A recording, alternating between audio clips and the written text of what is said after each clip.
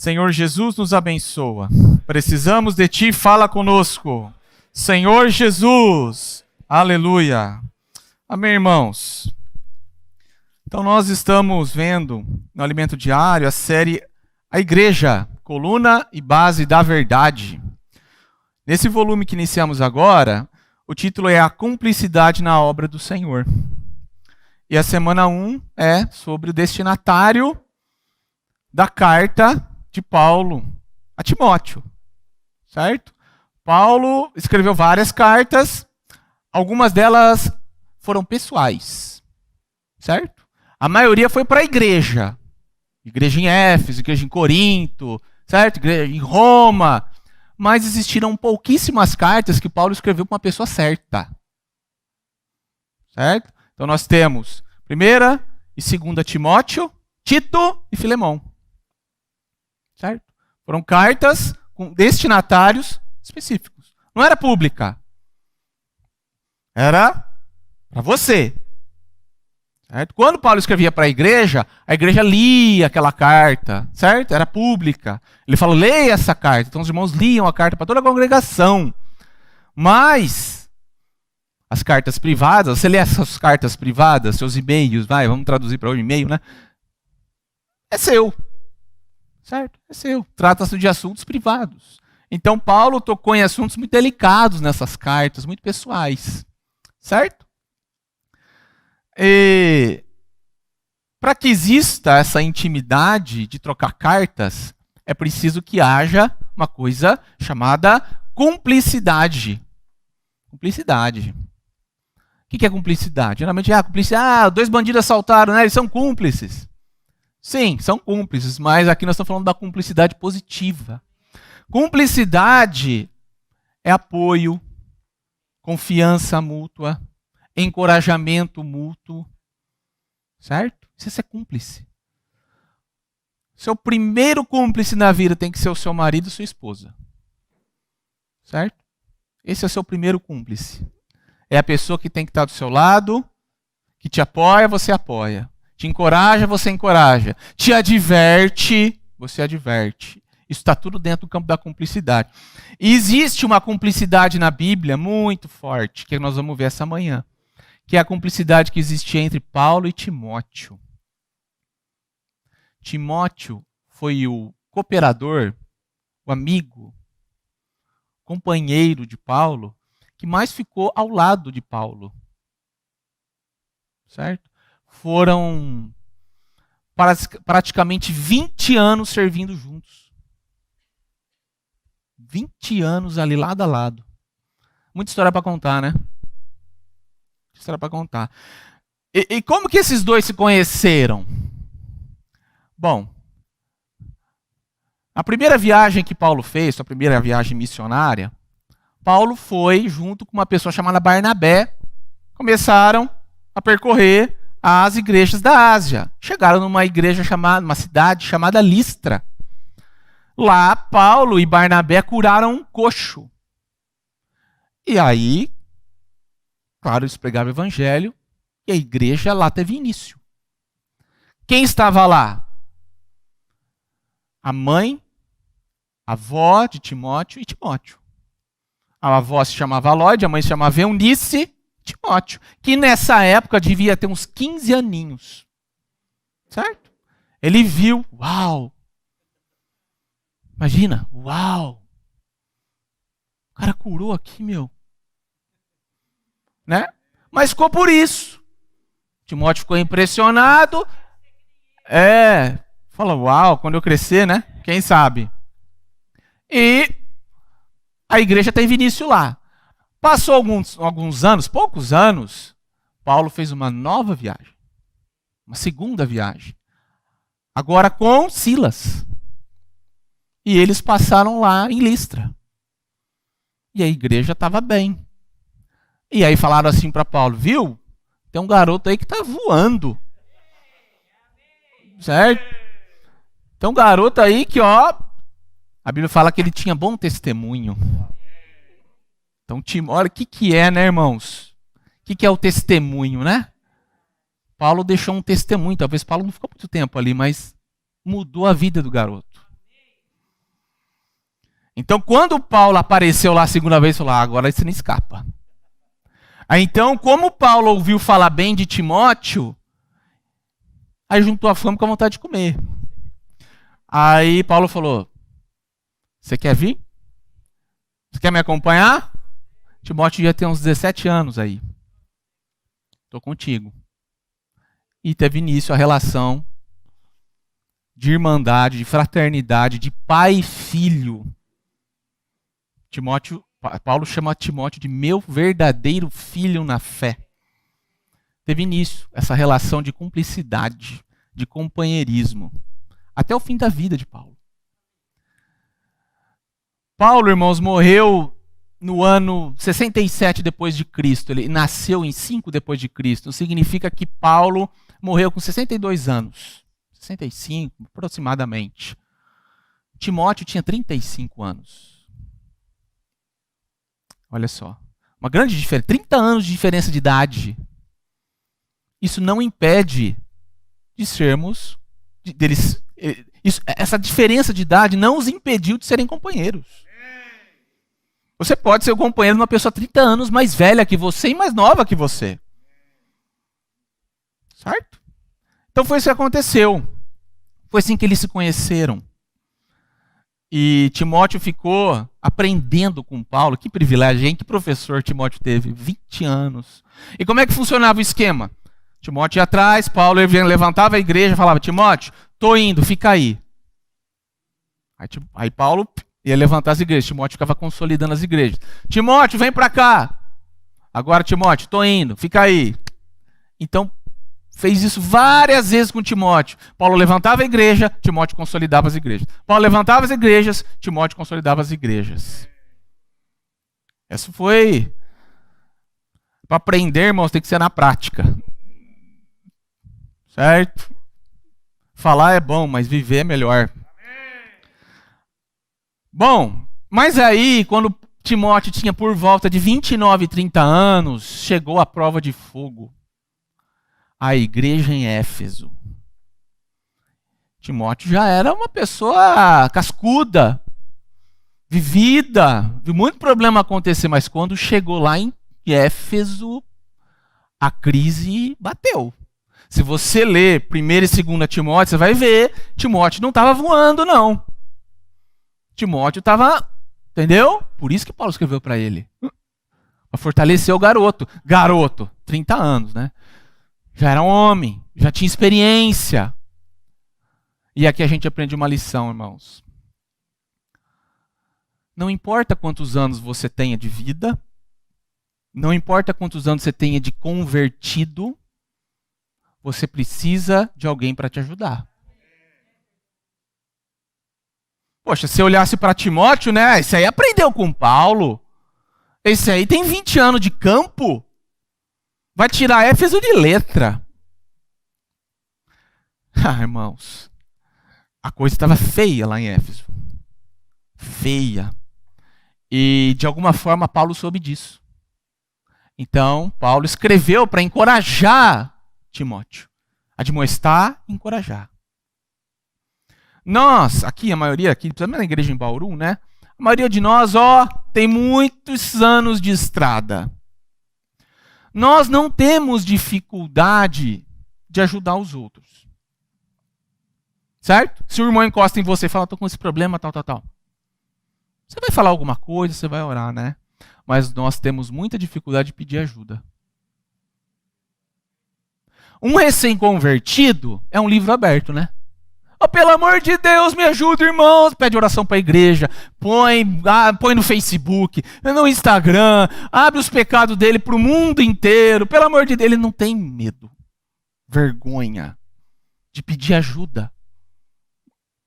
Mas os trintões, os quarentões de convertido, apesar de serem capazes de ajudar, são péssimos pedidores de ajuda.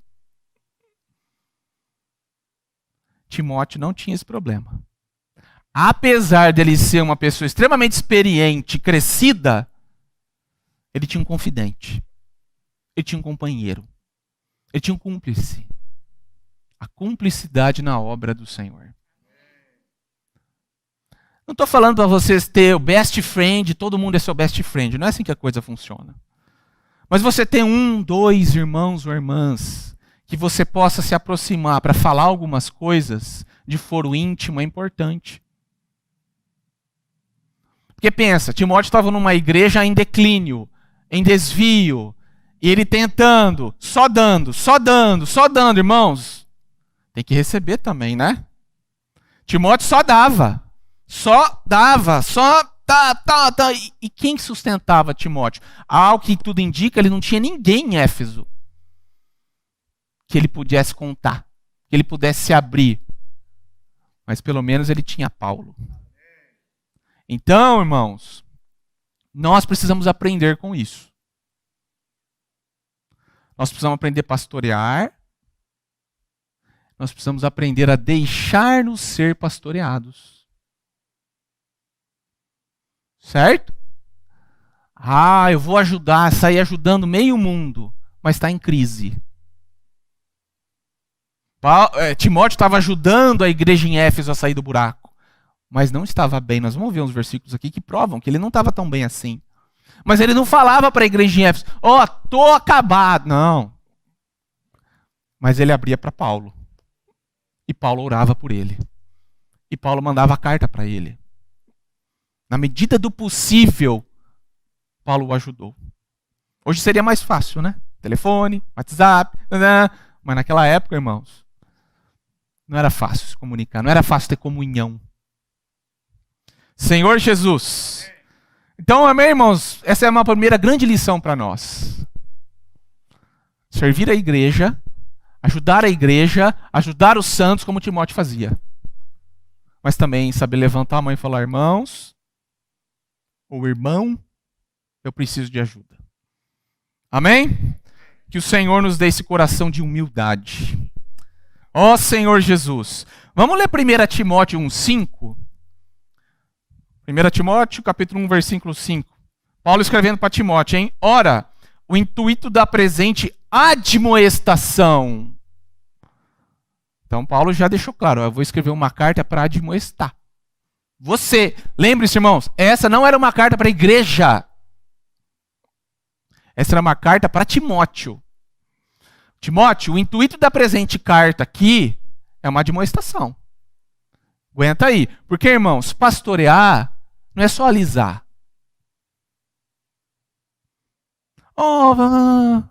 Mãe, tá tudo bem.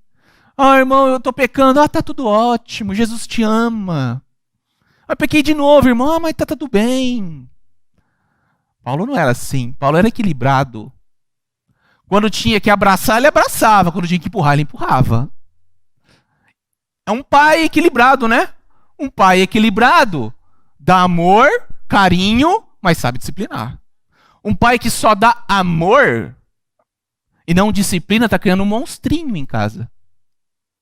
Então, Paulo sabia acolher e Paulo sabia admoestar. Então, ele falou para Timóteo, o intuito da presente admoestação. Mas aí que tá, visa o amor. Olha que lindo isso. Que equilíbrio. Mesmo ao admoestar, tem amor. Esse é o equilíbrio das coisas. Geralmente, né, quando o irmão erra 1, 2, 3. Não, esse irmão precisa ser admoestado, mas em amor. Sempre em amor. O amor é a base para o nosso serviço, para a nossa obra, para a nossa vida. Senhor Jesus. Tem um versículo muito interessante falando sobre a admoestação. Olha esse versículo, irmãos, escondido em Provérbios 27, 6. Vou ler para vocês. Leais são as feridas feitas pelo que ama, mas os beijos de quem odeia são enganosos. Leais são as feridas feitas por quem te ama. Você precisa de alguém? Puxa sua orelha. Não é só carinho, irmãos. A gente não fala disso, né? É sempre amor, amor. E mas nós temos que reconhecer que às vezes um pai precisa parar um pouco de abraçar e deixar o filho cair. Deixar o filho se esborrachar um pouquinho, repreender o filho, isso é equilibrado. Então, só beijinho, beijinho, beijinho? Não. Tem que ter o quê? As feridas. Então, Jesus, o Pai deixou o Filho se ferir. Deus Pai deixou o Deus Filho se ferir. Nós precisamos deixar os nossos filhos na carne se ferir. E os irmãos também às vezes precisam se ferir. Ainda que seja por seu intermédio, admoestando. Mas é um ferimento que tem por base o amor. Os irmãos estão entendendo isso? Foi o que Paulo fez com Timóteo. Não era só beijinho, beijinho. Não era só abracinho. Tinha puxão de orelha. Timóteo já era homem feito. Timóteo já era crescido. Timóteo já era experiente. Ele tinha maturidade suficiente para escutar a admoestação de Paulo. Amém? Então vamos lá, irmãos. Vamos ler alguns versículos sobre essa admoestação. Vocês vão ver que é tudo muito doce. Apesar de Paulo falar, lá vem a admoestação, hein? Mas era tudo com muito amor. Vamos ler 1 Timóteo 4:8. Lembre-se, é uma carta pessoal, hein? Paulo está falando para um jovem de 29, 30 anos. Pois o exercício físico, Timóteo, para pouco é proveitoso. Mas a piedade para tudo é proveitosa, porque tem a promessa da vida que agora é e da que há de ser. Eu nunca entendi muito bem esse versículo. Por que esse versículo está meio deslocado aqui, né? Paulo falando de exercício físico. Irmãos, nós temos que lembrar da cultura. Qual que era a cultura da época? Grega. O que grego era fissurado? Força. Tem que ser sarado. Você tem que ter um corpo instagramável, é assim que fala? Um corpo instagramável. Certo? Então, se tivesse Instagram naquela época, os gregos iam bombar no Instagram. Porque só selfie e tal, meu corpão, não sei o quê. Timóteo estava inserido nessa cultura. Ele era jovem. Eu não sei se ele já tinha caído nisso ou estava prestes a cair. Por via das dúvidas, Paulo já deu a vacina. Timóteo, não se esqueça que o espírito é mais importante que o corpo. Que é atual, né? Muito atual, né? Por isso, Paulo fala assim, Timóteo, não bebe só água não, bebe um pouco de vinho. Por quê? Provavelmente Timóteo estava numa dieta restritiva, ao extremo, para ter um corpo bom. Por isso. Lá naquela época, um dos ismos era o ascetismo. O que é o ascetismo? É você fazer o seu corpo sofrer. Isso aí rolava na época. E Timóteo, jovem, inserido nessa cultura do corpão, da restrição alimentar. E Paulo, como um grande pai, falou, filho, vamos equilibrar essa balança aí. Exercita-te pessoalmente na piedade. O exercício, irmão, você tem que cuidar do seu corpo, você tem que cuidar da sua alimentação, mas isso não é o sentido da nossa vida. E tem gente se perdendo nisso. Em ter um corpo bom, bonito. Não é ter um corpo saudável, é ter um corpo bonito. São coisas, às vezes, diferentes. Às vezes a pessoa tem um corpo saudável à custa da saúde. Então nós temos que ter equilíbrio em todas as coisas, amém? Então, olha que amor. Ô Timóteo, o exercício físico, ele é proveitoso. Sim, mas não é muito, não. Proveitosa é a piedade. Então, tá vendo? Está colocando o garoto na linha de novo. Outro versículo importante. 1 Timóteo 4:12. Todo mundo, né, conhece esse versículo. Paulo falando para Timóteo. Timóteo, ninguém despreze a tua mocidade. Essa tradução não é tão boa. A NAA diz assim. Timóteo, ninguém te despreze por seres jovem. Ou seja, como Timóteo era novato, os irmãos da igreja em Éfeso, que eram mais velhos, deixa esse garoto aí. Novatão. Eles estavam desprezando a mocidade de Timóteo. Mas está vendo como equilibrado? Aí Paulo fala, agora não, Timóteo, agora você tem que firmar o pé. Não se deixe ser desprezado pelo fato de você ser novo. Aleluia! Não é porque você é jovem que você é nada. Nós devemos obediência e submissão aos irmãos mais velhos. Mas nós não podemos admitir que eles barrem o nosso serviço. Amém? É um assunto delicado? É um assunto delicado, porque tudo tem que ser feito em comunhão. Às vezes também o jovem pega, vou fazer por conta. Tá errado também. Tudo tem que ser feito na base do amor e da comunhão. O que estava acontecendo lá era que Timóteo estava sendo esmagado pelos mais velhos. Aí Paulo falou, não. Passou do ponto. Timóteo, não permita isso. Olha que palavra de equilíbrio, de amor. O que mais que Paulo falou para Timóteo? Aqui é muito íntimo. Homem não gosta de chorar, né? E na frente dos outros, então? Pior ainda. Mulher tem essa facilidade, ela chora. Mas o homem, parece que quando o homem chora, a masculinidade dele é tocada. E beleza, não vamos discutir isso. 2 Timóteo 1,4. Por que eu estou falando isso? 2 Timóteo 1,4. Lembrado das tuas lágrimas, estou disposto, ansioso por ver-te, para que eu transborde de alegria. Ou seja, Timóteo já tinha chorado para Paulo.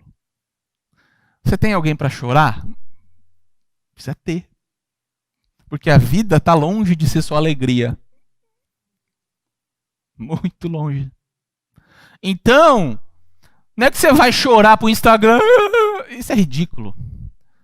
Ou chorar para o mundo inteiro ver que você está triste. Não, precisa ter um foro restrito. Para você abrir as suas fraquezas e debilidades para os irmãos. Aí que entra a questão da cumplicidade. Você não vai fazer isso para qualquer um. Mas você precisa fazer para alguém. Timóteo fez com Paulo. Isso aqui, Paulo não escreveu para a igreja em Éfeso. O Timóteo está chorando aí. Paulo tinha sensibilidade de preservar o garoto. Sabedoria. Ele podia escrever isso numa carta pessoal, mas não podia escrever isso numa carta pública, senão ia expor Timóteo de forma desnecessária. Então, às vezes, nós expomos os jovens de forma desnecessária. Enfim, deixa pra lá, ia falar um negócio. Mas expor de forma desnecessária, à toa, o jovem estava se abrindo, aí a igreja ficou sabendo, o jovem se enfiou no buraco. Então nós precisamos saber administrar. Tá chorando, tá triste?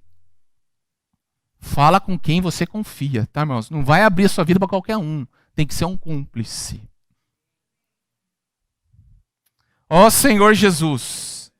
Agora vem uma palavra de encorajamento para Timóteo. 2 Timóteo 1, de 6 a 8. Esse versículo é bom, hein? 2 Timóteo 1, de 6 a 8.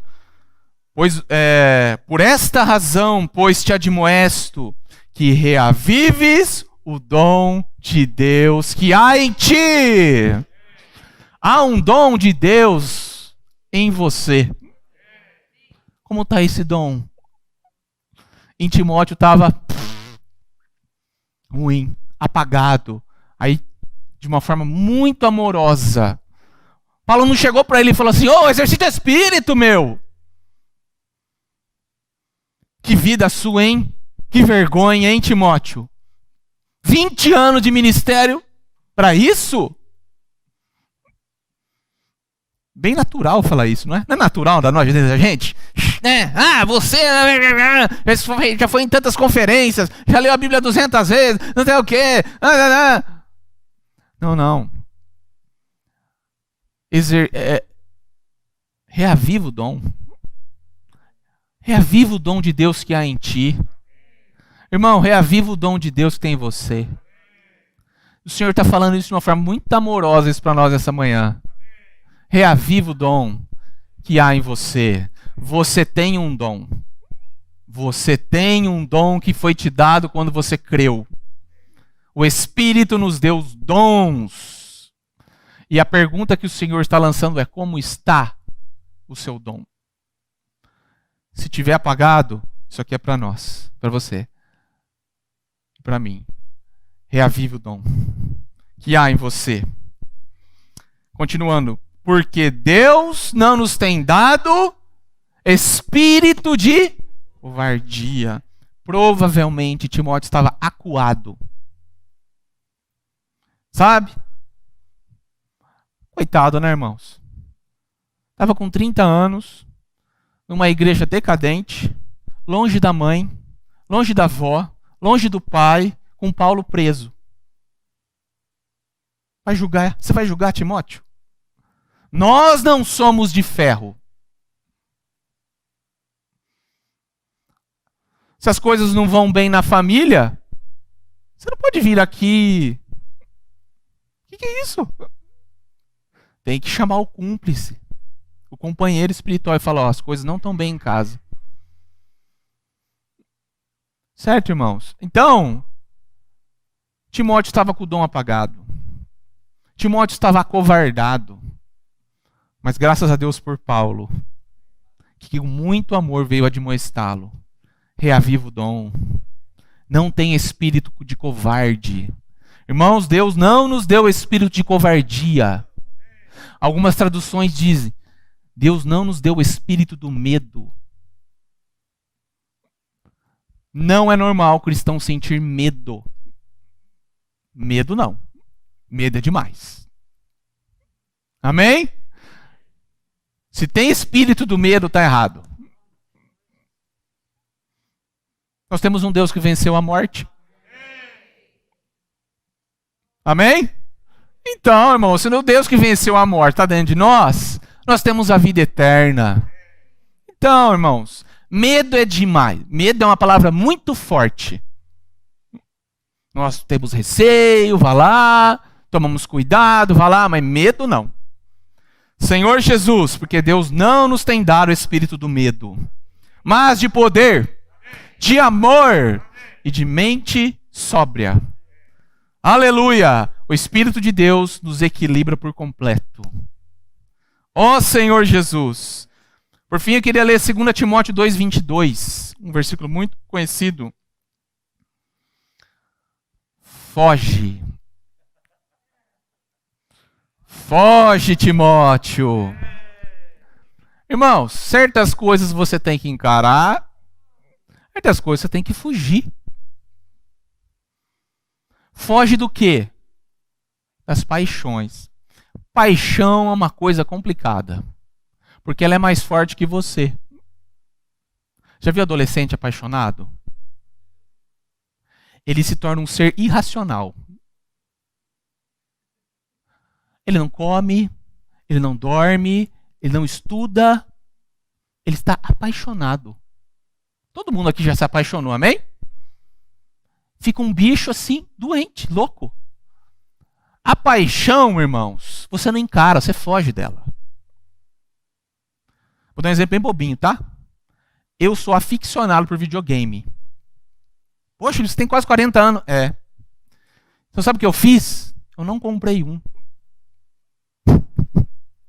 Porque eu, com quase 40 anos, com um filho pequeno, chegando outro daqui 2 semanas, vou jogar videogame? Eu sei, se eu jogar videogame, irmãos, eu vou perder a noção do tempo. Eu vou perder a noção. Eu vou ficar madrugada jogando. Eu nem compro. Porque eu sou apaixonado por esse trem. Eu sou apaixonado por game, irmãos. Canal de esporte, então, meu Deus, eu não tenho. Eu não tenho, porque eu adoro. E eu sei que se eu for ficar ali... Eu sei que esse exemplo é bobinho, mas... eu sei reconhecer quem são os meus inimigos mais fortes que eu. São as minhas paixonites. Olha, Eu não vou encarar, não. Sabe o que eu vou fazer? Eu vou contratar. Eu vou comprar um videogame, eu vou deixar na caixa. Qual é? Qual é? Isso é uma autossabotagem. Ah, você vai no nutricionista, você tem que parar de comer doce. Ah, eu tenho? Ah, tá bom, tem que parar de comer doce. Aí você vai no mercado e compra 8 caixas de bis e leva para casa e fala, não vou comer. Meu amigo, se você não tem que comer doce, não entra no corredor do doce, no mercado. Por quê? Porque você reconhece a sua fraqueza. O que Paulo está falando para Timóteo é o seguinte. Com relação às paixões da mocidade, Timóteo, você foge. Você não encara, você não vence, você foge. Então, irmãos, há coisas na nossa vida que precisam ser vencidas. Há coisas na nossa vida que precisam ser fugidas. Com relação à paixão do mundo, você tem que fugir. Quais são as paixões da mocidade? Ah, irmão. Festa, moda, droga, videogame, cigarro, bebida, sexo antes do casamento. São paixões.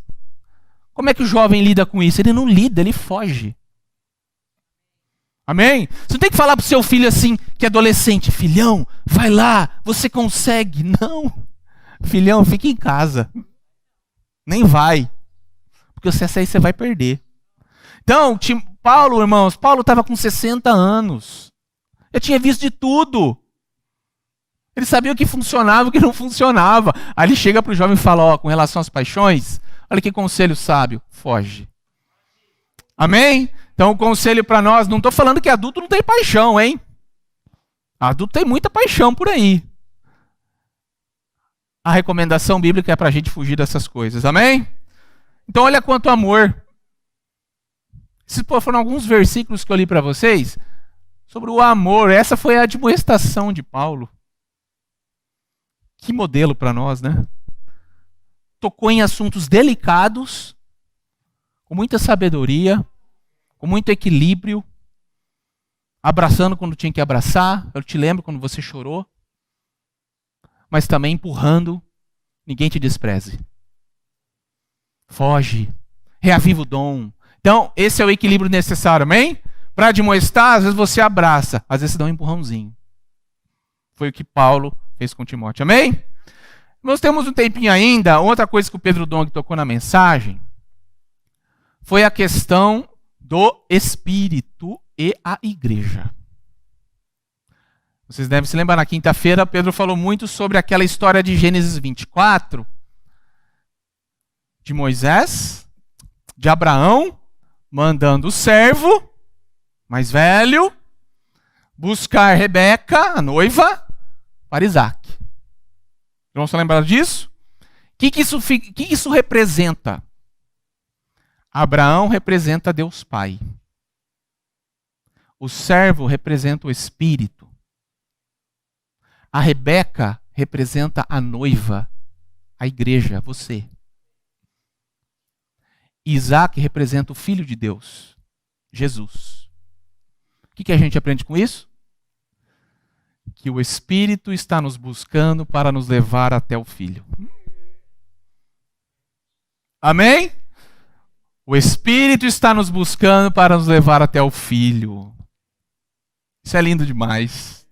Quando você exercita o Espírito, você se aproxima do Filho. Porque é a função do Espírito te trazer para os braços do noivo. Certo? É muito bonito perceber que toda a igreja começou pela obra do Espírito. Você lembra o que aconteceu no dia de Pentecostes? Como que a igreja em Jerusalém começou? Com o derramamento exterior do Espírito e com a pregação de Pedro cheio do Espírito. Aquele dia, a igreja em Jerusalém foi fundada. Ah, tá, a igreja em Jerusalém, dos judeus e dos gentios. Dos gentios? Paulo já havia se convertido, estava quietinho em Tarso. Barnabé saiu de Antioquia, foi buscar Paulo em Tarso, trouxe para Antioquia. que era uma igreja normal. Paulo congregou 1 ano. De repente, o Espírito disse: separai-me agora, Barnabé e Saulo, para a obra do ministério. Daí teve início a primeira viagem de Paulo. E as igrejas gentias foram fundadas. A igreja se inicia, se desenvolve no Espírito. E mais, ela termina no Espírito. Como assim termina no Espírito? A gente leu Gênesis, né? Então vamos para Apocalipse, vamos ver como termina essa história. Antes eu queria falar uma coisa. Quando você abre Apocalipse, você lê lá, nas 7 cartas. O Espírito diz. O Espírito diz às igrejas. O Espírito diz às igrejas. O Espírito diz às igrejas. Irmãos, o Espírito diz às igrejas. Se a gente perde o Espírito, a gente perde o norte. A igreja pode perder tudo, mas não pode perder o Espírito. Se a igreja perde o Espírito, ela se torna uma organização religiosa. Uma ONG. Nós não somos ONG. Nós somos o corpo do Deus vivo. Guiados pelo Espírito Santo. Essa é a característica da igreja. Ela tem o Espírito como bússola.